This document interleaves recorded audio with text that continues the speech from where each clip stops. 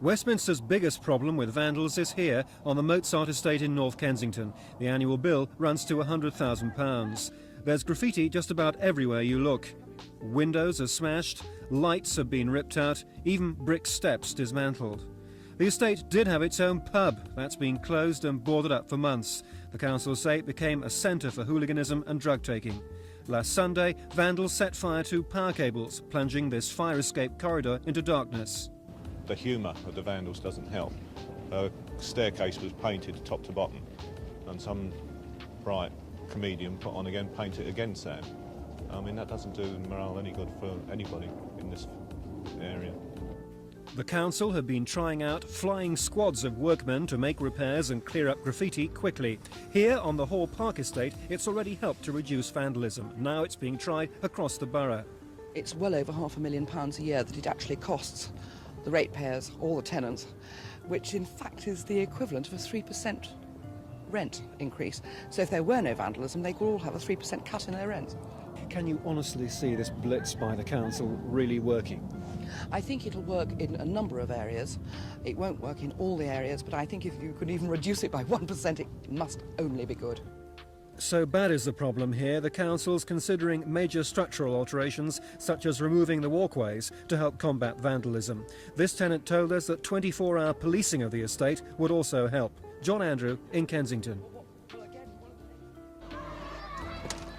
On Westminster Council's Mozart estate, lecturer Alice Coleman is being given the chance to put her ideas into practice. In her book Utopia on Trial, she says estates like this don't provide the kind of home that people feel happy in.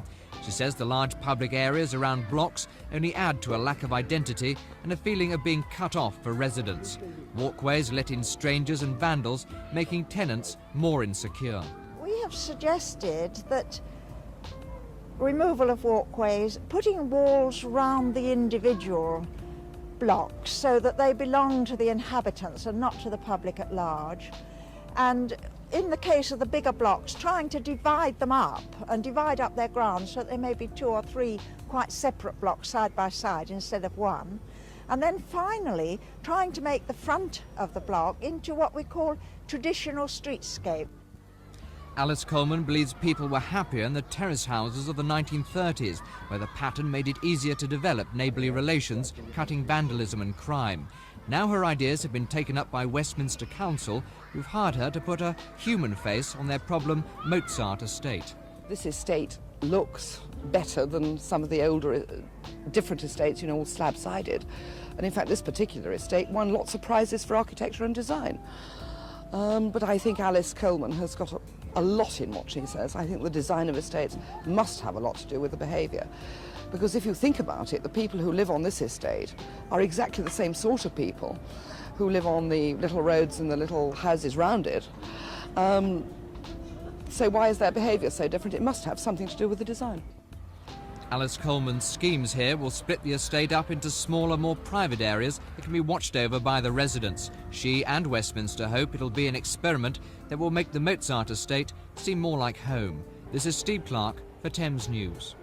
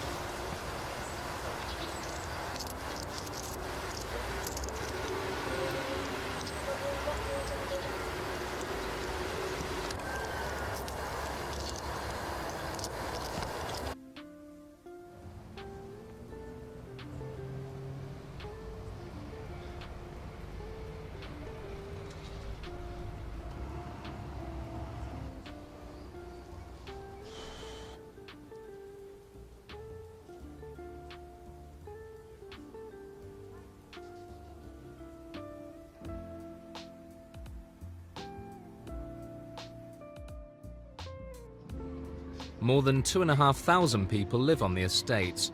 Residents blame high crime rates on the miles of walkways running in front of their homes, which they've been lobbying Southwark Council to demolish, but without success. Now the government's offering the choice of opting out of local authority control and forming the two estates into one centrally funded housing action trust.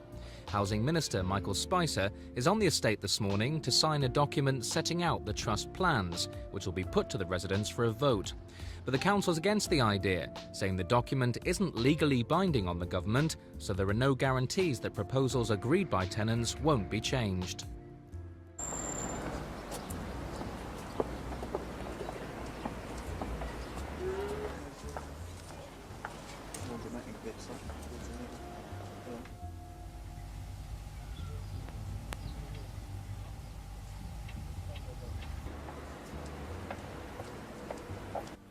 North Peckham is one of the most notorious estates in London.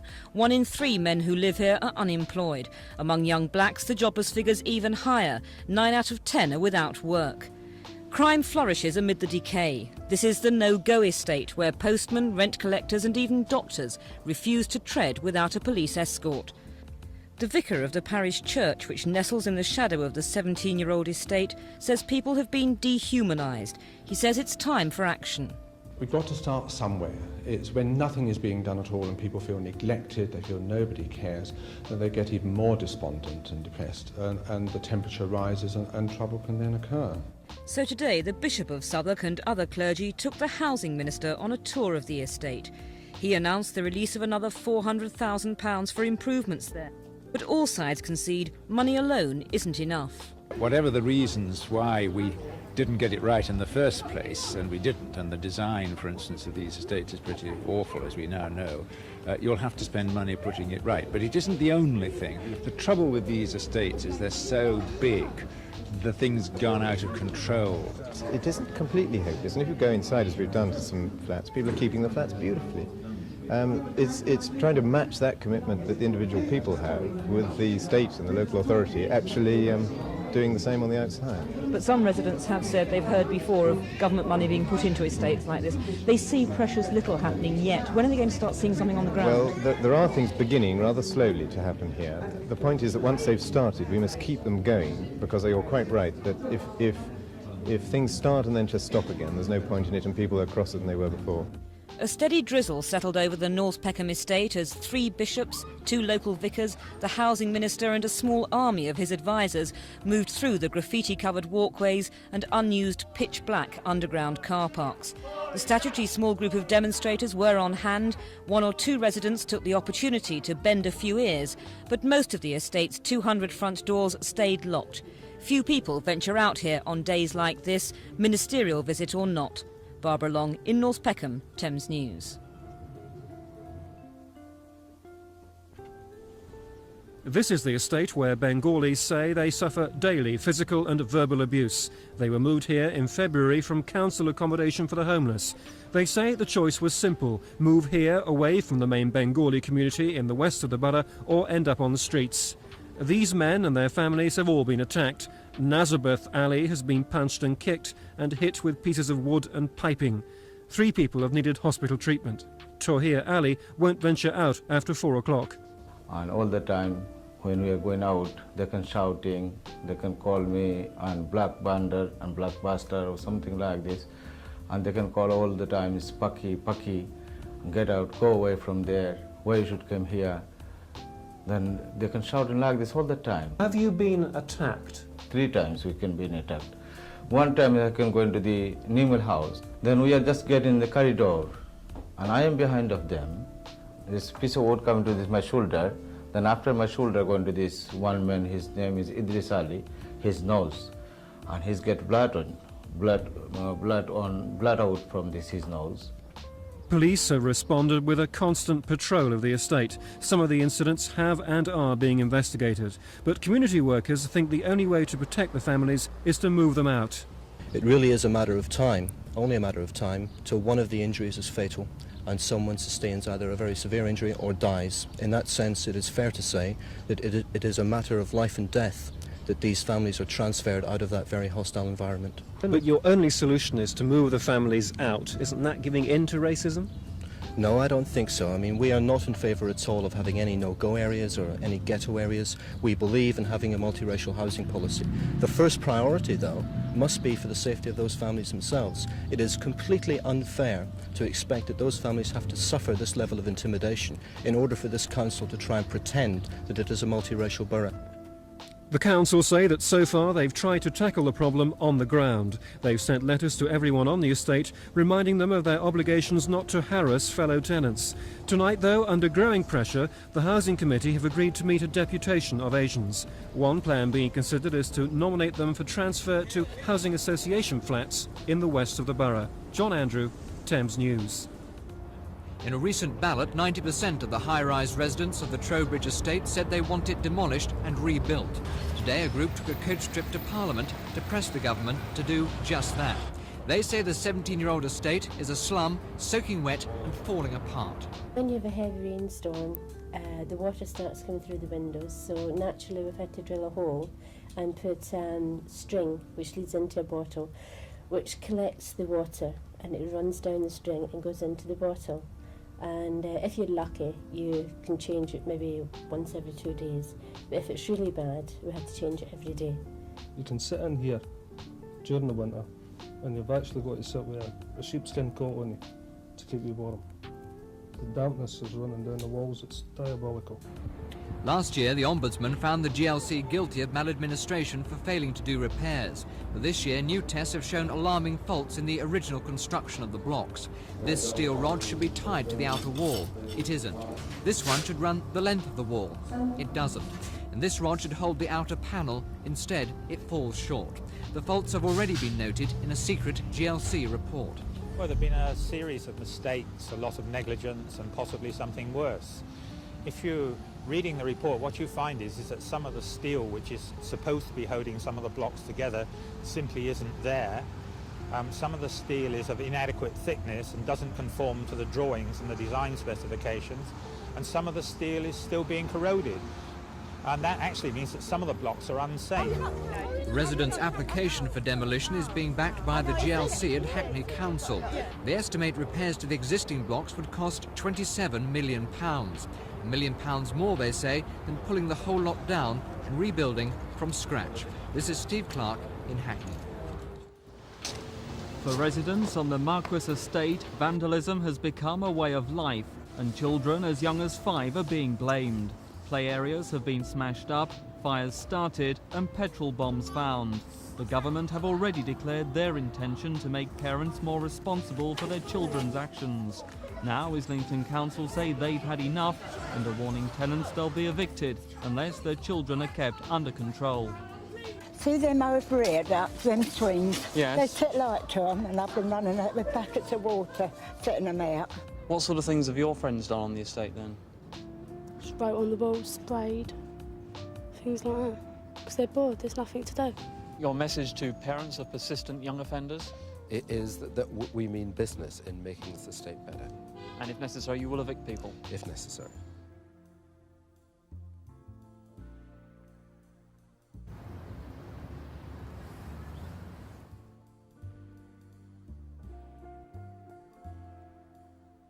And if necessary, you will evict people? If necessary. Other councils in the region say they're prepared to follow Islington's lead if necessary. Sidney Godley House on the Digby estate in Bethnal Green. Built in 1936, it comprises 73 flats. 2 years ago, Tower Hamlets Council spent £1 million renovating 40 of them. After that, the money ran out, leaving another 33 flats standing empty and derelict. But councillors in the Alliance-controlled borough are sceptical that the White Paper proposals will solve the housing problem for local people. They fear it could make it worse. If the tenants would have to pay for any improvements that were done, rather than them being directed via the borough, then they would see massive rent rises for themselves of perhaps £5, £10, £15 a week. And as a result, it may be that the actual people who live at the present may be pushed out of the area because they simply could not afford to pay for it. On the Digby estate this afternoon, the government's plans met with a mixed reception. Well, anybody that'll do the place up like and finish, the mess that we have here, it's like a dump like would last 3 years looking out the window like, And you've got old tramps going in and out of buildings and that, drinking wine and all that. You're not frightened about rents going up if the estates are improved? I'm not really worried about that, like, you know. Social pay my rent now, but like, I don't pay nothing, but I don't know what would happen, do you know what I mean, if I had to pay rent out of my money, because I don't get a lot a week. Bethnal Green residents say they don't mind if the yuppies move in, as long as they aren't forced out into even worse inner city ghettos. Alina Kerkuch in Bethnal Green for Thames News. The Waterlow estate in Bethnal Green formerly belonged to the Armstrong-Jones family. At the turn of the century when it was built, it was an address cherished by those who lived there. Now showing signs of age and neglect, the tenants are still proud of the area, or at least they were until the scaffolding arrived. There are several miles of piping around the flats. The good news is that it's meant to stop bits of falling masonry dropping on the local populace. The bad news is that as the council can't afford to repair the buildings, the scaffolding could well be there forever. The residents appreciate the council's concern for their safety, but they say they don't want to live in a state of siege for the next 10 or 20 years. The council 10 years ago modernised the buildings by installing bathrooms and hot water. The residents now want to know why that investment should be wasted by not repairing the buildings. It can't be right. Next year they'll be putting up the rates and the rent, £2 or £3, and they're not doing nothing about them. That's right. I mean, we're living in bloody squalor here now. Yeah. What's that? It can't be right. These people on the ground floor got to have their lights on all day because they can't. There's no light getting into the place. Yeah. Estimates for 2 of the blocks are in the region of £3.5 million, and Tower Hamlets Council says they just haven't got the money. In the meantime, the scaffolding is costing the council £148,000, and there's no sign of an early settlement for the tenants. The scaffolding, in fact, has been hired for a minimum of 2 years. Colin Baker, Bethnal Green. The tenants in this flat began complaining 6 weeks ago. There's extensive damp in the bathroom, and now they're without hot water or heating. And they're not alone. The complaints office, set up and run by the Tenants Association, had 4 similar complaints today and are expecting to be deluged by tonight as temperatures plummet. Since they took over the operation last Wednesday, they've had over 100 complaints from tenants, all of them, they say, urgent. And while they sympathise with the council workers who were threatened and even attacked on the estate, they're insisting on a better service. It's not the staff's fault. We can understand them being at risk. It's not our fault, but we don't see why the tenants should suffer. So what we're saying is if you can't do it, we'll show you how. What do you think of the service you've been getting from the council? Services are absolutely dreadful. What must be added is that the position of our Tenants Association is that we support the council in terms of its fight with government on cutbacks in housing investment programme money and on rate capping. But on the other hand, we tell our council, pull your socks up with the resources you've got now and make sure they're used in the best way. And that means more people on the ground, less highly paid directors and less paper empires. There are nearly 1,000 flats on the estate, and the Complaints Office handles another 600 from nearby. The council agree not enough is being done and blame government spending cuts and violence. During the last few weeks, members of staff throughout the borough and in Stockwell Park in particular have suffered very violent attacks. A woman member of staff was threatened with rape. We've had knife attacks, and Stockwell Park estate, we had somebody threatened a member of staff with a broken bottle. Obviously that's totally unacceptable, and as the offices are totally unsatisfactory, they're only flats on estates, they don't provide any protection, they don't cover the Health and Safety at Work Act. We couldn't support the staff being put at that sort of risk again, or indeed the tenants who might be waiting in the waiting rooms when this sort of incident happens. The council say they'll soon be opening a new, more suitable office on the estate, but the tenants reckon that if they don't get better service, they'll take legal action and take the place over themselves. Tricia Ingram's Thames News. Barking and Dagenham Council installed new heating on the Thames View estate 2 years ago. Since then, there have been 3 junction box fires, and it's generally believed that existing wiring just can't cope with the new system. The council say the London Electricity Board should pay to put things right. The LEB retort that their responsibility stops where wiring enters the buildings. Meanwhile, for tenants, sparks continue to fly. I come down the stairs and I heard some crackling and popping from my front door. So I opened my front door, and this cupboard here was all in flames, and the smoke was coming out of the end. The flames was hitting this glass, so my next door neighbour phoned for the fire brigade, and they come down, broke this lock off, and when they opened it, they put this white powder over the fire. And then about an hour later, the LEB come down with the council, and they turned around and said what it was, that the cables wasn't enough power to go through the storage units, because they switched on at 12 o'clock at night, and a sudden boost, the junction box couldn't take the power. Just how worried are tenants about the fire risk then? Well, they're worried all the time now because it could happen again. But it's not just the fire risk which angers tenants. They say the fault means their heating only works half the time, but they still have to pay for it. Tonight, though, there is hope. Neither the LEB nor the council want to comment because negotiations over who pays the bill are, it seems, at a delicate but optimistic stage. Paul Asman in Barking. As Repton Court in Hackney was going up, Ronan Point fell down. Repton and its neighbours were strengthened as a result, but the council now believes more safety work is necessary to ensure the tenants' safety, and they've banned the use of bottled gas to reduce the risk of explosion.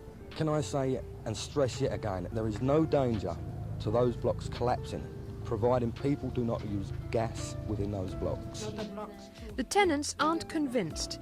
They say the council's investigations don't take fire into account, and they see daily evidence of deterioration, like a crack which travels right down one wall from the 16th floor to the 3rd floor, damp and flooding near power points, and these chunks of concrete that broke away from the building. They actually fell off the balconies. We don't know how high they came, but they just dropped off. The technical term for it is spalling, where concrete falls off because metal pieces that hold them on just corrode. And these could drop off any time, at any rate, and they could hit people. So are you suggesting that we invite other tenants associations with the same tower blocks? The tenants are gathering strength to campaign for evacuation and demolition. Ideally, we've gone round the tenants. They would like demolition because now the problems have just accumulated so much. The only thing they can see is demolition to get rid of all the problems, and it would be cheaper. It's more economically viable in the long run for the council to do that, but it's actually persuading the council to do it, to demolish.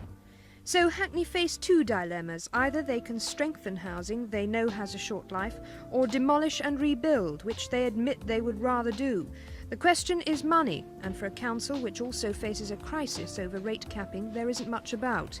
A decision will be made either way in 2 months' time.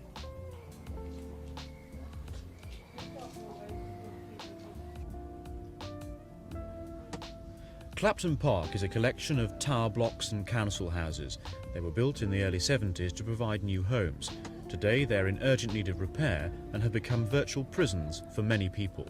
There is a great deal of vandalism around. It's basically people have got nothing to do during the day, they just smash up things. But the main problem isn't actual vandalism, it is crime. There is a high rate of burglaries. This year, 1 in 4 people will be burgled on the estate, mainly in the high rise, but it's a problem that affects the whole area. We've been broken into 3 times, and the last occasion was 2 weeks ago. I mean, when you think you're going to get broke into, if they just took the stuff, fine, but they actually ransacked the flats. Crime and rioting have particularly affected the many single parents on the estate. People like Cheryl Dubois and her 4 children. She's been making clothes for a kids' fashion show she's organised for next month. It's a start, but more now needs to be done.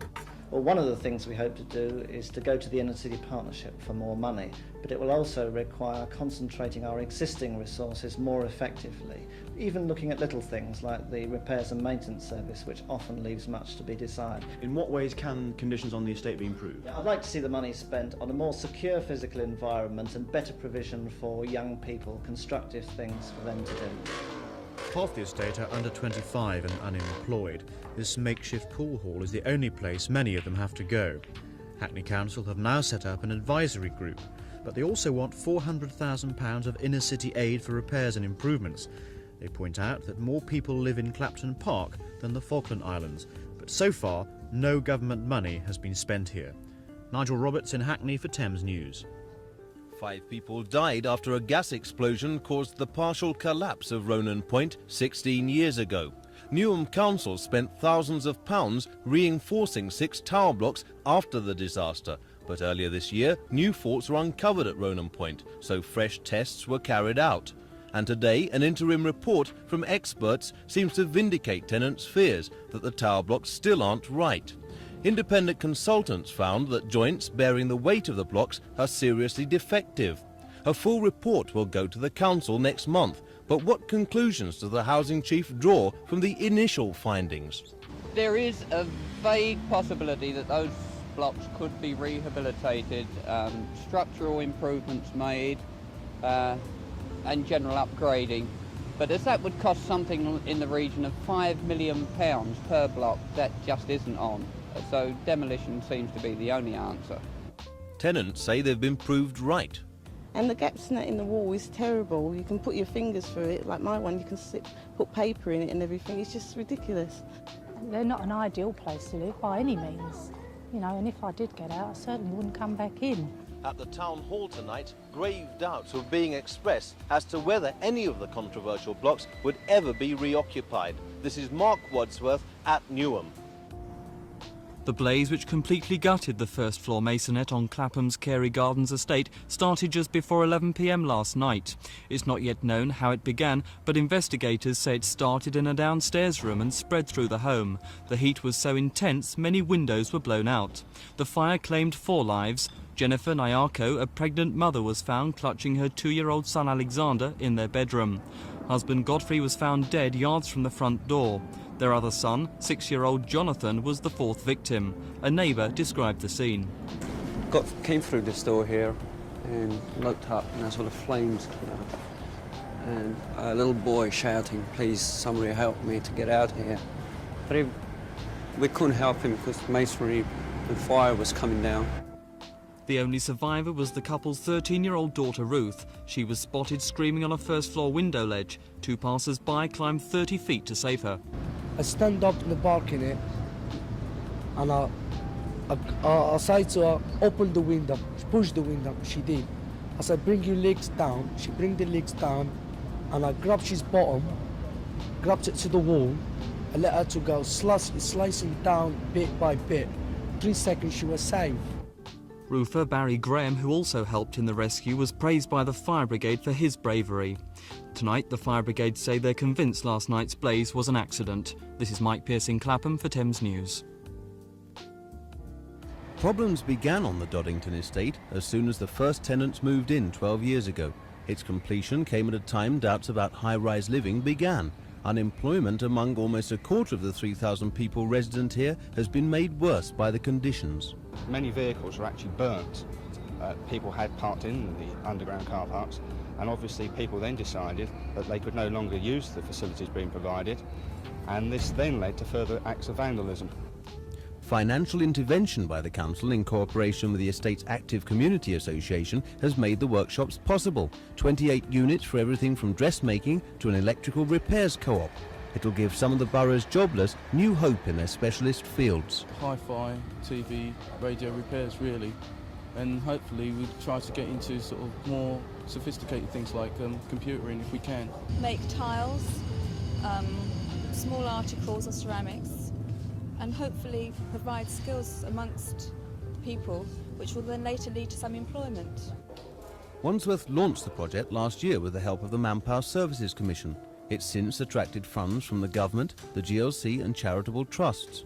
The estate's 500-strong community association helped plan and develop the idea, which will revitalise about 10% of the underground parking area. In a month's time, the workshops will be fully operational, providing jobs and renewed hope for at least some inner-city entrepreneurs. Mark Wadsworth for Thames News. There were a host of good intentions behind Peronet House in Southwark when it was built 22 years ago. But the attractive open spaces have become bleak, vandalised wind traps. Residents say they're the haunt of teenage gangs, and with so many exits and entrances, a mugger's dream. And down here 2 months ago, a man was murdered. And it's this place that's the source of many of the tenants' problems, the underground car park, which must have seemed a great idea in the original architect's plans, but which has in fact turned out to be a nightmare, the last place anyone would want to leave their car. Instead, it's become a haven for vagrants and drug addicts. We've had all sorts of problems, one being men molesting young women in the lift. Second, we've had lots of fires through the tramps sleeping down there. Muggers, of course, burglaries, and just lots of dirty problems, that being vermin. But now there's new hope. Today's announcement of fresh government funds means the council can press ahead with plans to virtually seal off the estate to everyone except residents. Electronic roller shutters for the car park, new buildings filling in the empty spaces, and a tenant's entry phone system. This block on the Wyndham estate, also in Southwark, had them installed 2 years ago. But tenants here say it hasn't stopped vandalism and crime and hasn't made them feel much more secure. They still get in, that's what I can't understand. People seem to let them in. We have all the school kids in every lunchtime, tearing up and down in the lifts. Sometimes when you're coming in with your key, you get strangers behind you, and it's not everybody, not all the strangers you can say, well, you can't come in because they might bash you one, so you just let them come in. Residents here say nothing short of full-time security guards would solve their problems. Small comfort for those living on the Peronet estate. Much of the security they're due to get may already be dated. Paul Green in Southwark for Thames News. Residents on the estate were told of the ban in this letter delivered by a postman under police protection. It blamed an alarming increase in harassment and threats to postmen. The ban follows a spate of attacks culminating last week when 3 youths robbed a 59-year-old man of his postbag, and local residents sympathise with the action. The Post Office say they're sympathetic towards the problems of their delivery men and won't be taking any disciplinary action against them. And until the postmen receive guarantees that there won't be any further attacks on them, the ban on deliveries continues. Chalk Hill's been a problem since it was built in 1966. One of the biggest estates in London, it's always suffered more than its fair share of hooliganism, vandalism and muggings. Now the police want to crack down on the culprits, gangs of youths who, because they gather on private property, are untouchable until they actually commit an offence.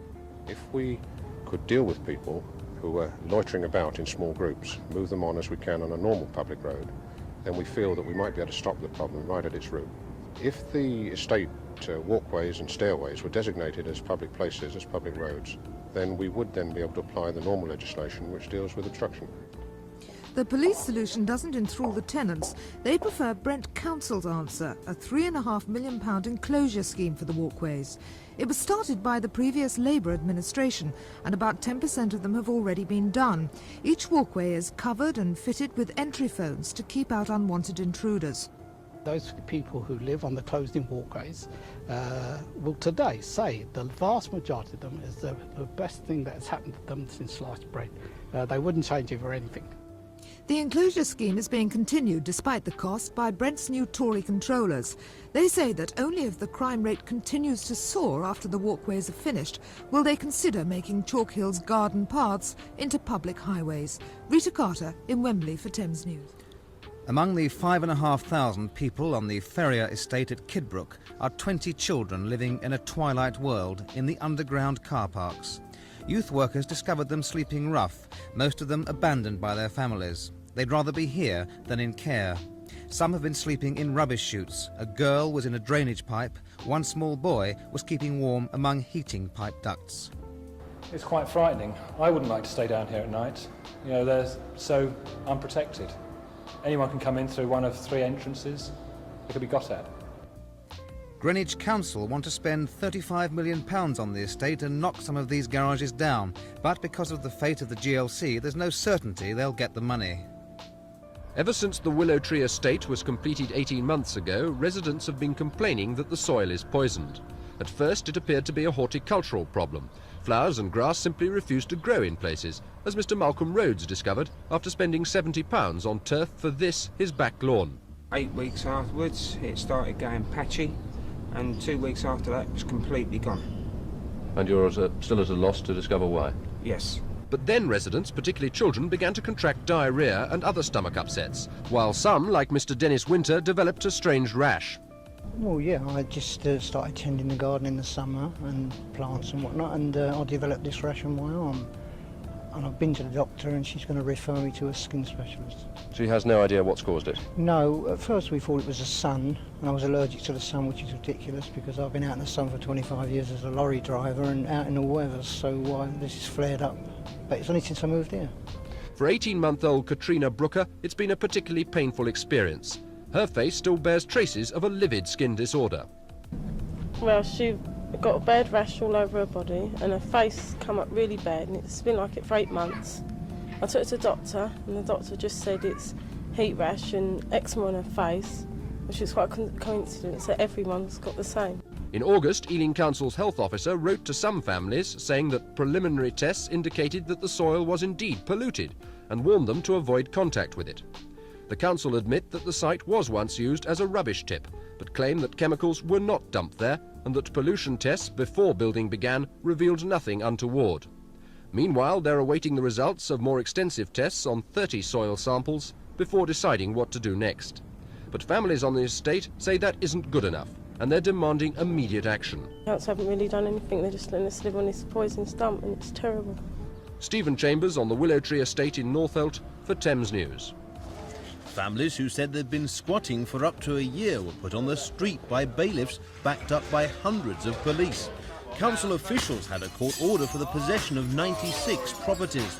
The huge operation, which ended a waiting game, began in the early hours of Monday morning when barricades went up, bet no organised resistance. Police had feared trouble from the 220 squatters. Hackney say they had to act because they want to find homes for the 800 families they're paying to keep in bed and breakfast accommodation. After today, families who've squatted on the Stamford Hill estate could be added to that list. What are you going to do now? Don't know. Nothing. Have to walk the street? Yeah, we just have to walk the streets. One woman with 3 young children bolted the door of her first-floor flat, refusing to move when the bailiffs arrived. They come to my door and asked me to open it and I wouldn't. Because I said with the car, I've got 2 kids here sick with measles and I'm not going out on the street. So they said, all right, you don't come out, we're going to bank, we're going to kick the door down. Then she said to me, what number is this? I said 3 Pentland House. We've got the wrong flat, we haven't got a warrant on it. Some tenants said their lives had been made hell by the squatters. Others said there'd been no trouble. Some of the tenants, the squatters, are very quiet and good. But there's some of them that really let them down. Flats need doing up, right? Oh yeah, they're just telling you that they are broke. They have not got the money to do them up. They're going to sell it off and privatise the place. Then you will lose your homes as well. I ain't going to lose my own, my dear. There wasn't one complaint until today. And I stuck by my guns. I mean, as I say, it doesn't make any difference to me. I'm just voicing my opinion. These squatters have been no problem at all. They've got no papers in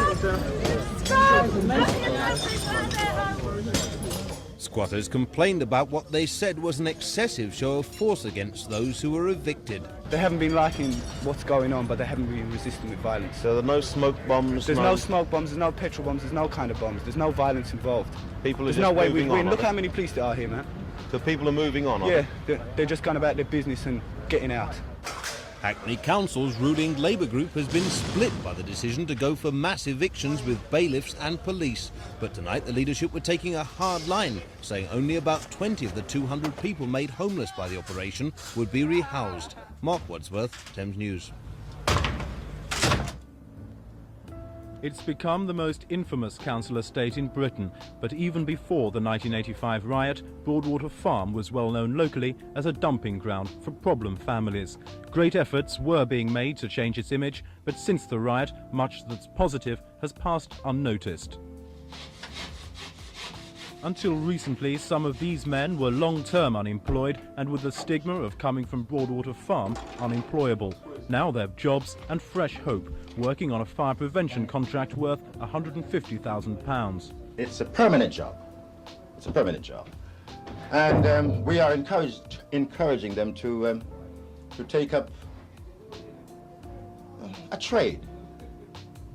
You see, the council is prepared to train them and to give them whatever they ask for. Almost 50 new jobs have been created for local residents on council and private projects ranging from damp prevention to window replacement. The Broadwater Farm Youth Association Co-op can be given the credit. They pressured the council to ensure firms who won improvement contracts employed local people. Some people were unable to get work because of age, because of their race, because they lived on Broadwater Farm estate. So for all those reasons, people actually couldn't get work. So we had to try as best as we possible to actually then take a mix of people, old, young, long-term unemployed, inexperienced people. Money flowed into the estate even before the riot, but since then it's poured in. More than £500,000 from the government, thousands more from Haringey Council. But now the residents have, through their 3 main organisations, won enormous control over how the funds are spent. Unlike their colleagues who designed the estate originally, these architects don't operate in an ivory tower. Based in a disused flat, their designs are not the result of what they'd like to see, but what the residents want. Extensive surveys were carried out. These employed local people, but they also ensured plans were linked to people's hopes and needs. This ambitious community centre is one proposal. Plans for new gardens and landscaping have also emerged. Other projects are much more advanced. This new mosaic is well underway. Elsewhere, another artist plans a 30-foot mural. But despite the positive signs, the events of 1985 are still having a negative impact, particularly on the very young.